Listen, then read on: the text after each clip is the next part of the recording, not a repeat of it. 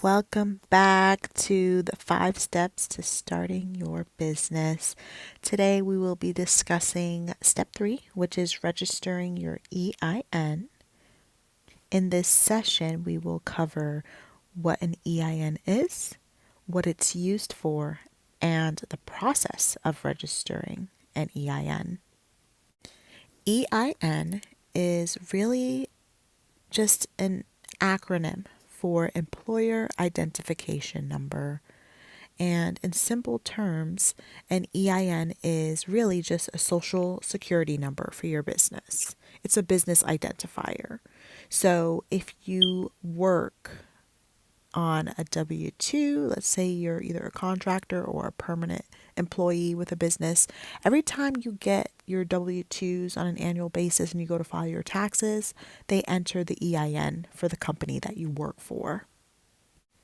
An EIN is usually 9 digits and it is used to file taxes for your business on an annual basis. When you go over your revenue, when you go over your profits, your losses, you will use this number when you're filing your taxes. It's also used when opening a business account. You will definitely need an EIN number to open a business bank account. If you wanted to get a business credit card or a business line of credit, you will also need your EIN. When you are filing for a business license, depending on what you're operating doing, you may need a license or permitting. You'll need the EIN to do so.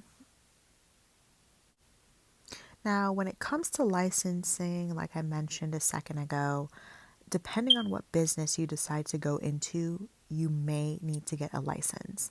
That's why it's very important to do your research before you open up your business and create a business plan so you know step by step what you need to do in order to get everything opened up within regulations and compliance.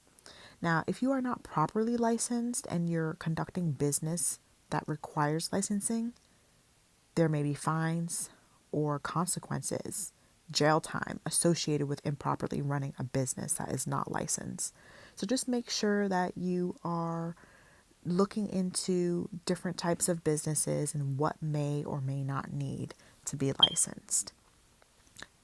A few businesses that require licensing include anything in agriculture, if you're selling alcoholic beverages, anything involving selling firearms or explosives. Radio and television broadcasting also requires licensing. If you're into transportation and logistics, you definitely need to be licensed if you're a lawyer, accountant, or a medical professional. So please, please, please make sure that before you open your business, you get the proper license and certifications that you need to operate your business.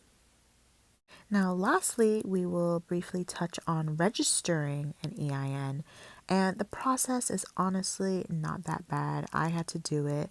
It's literally anywhere from 10 to 15 minutes. The entire process takes. They do ask you personal information, such as, of course, your name, your address, where the company or LLC or business will be operating, what type of business it is, whether it's a partnership, LLC, or corporation is also information that you must know and that they will ask you about. Now, all you have to do is go to irs.gov, and that's where you will be registering your EIN for your business. When you go to irs.gov, all you have to do is go to the search icon and type in EIN, and there will be an option that says apply for an employer identification number, EIN online. Once you click on that, it goes through the steps. It gives you a little briefing about step 1, step 2, and step 3. Step 1 is really just determining your eligibility. So pretty much just telling you what will require an EIN, and pretty much understanding the online application is the next step. And that's really just you understanding that, once you go to complete this, you have to complete it in one session. So after 15 minutes of inactivity, the session will expire and you'll have to restart. Once you go through all the prompts and fill out everything you need to, then you can just go ahead and submit your application. Once the application is complete and submitted, your EIN number will be immediately available to you. So I definitely recommend printing that final page. Keep it in your records so that you can know what your EIN number is for your business. And that brings it to the end of this session. Thank you so much for listening.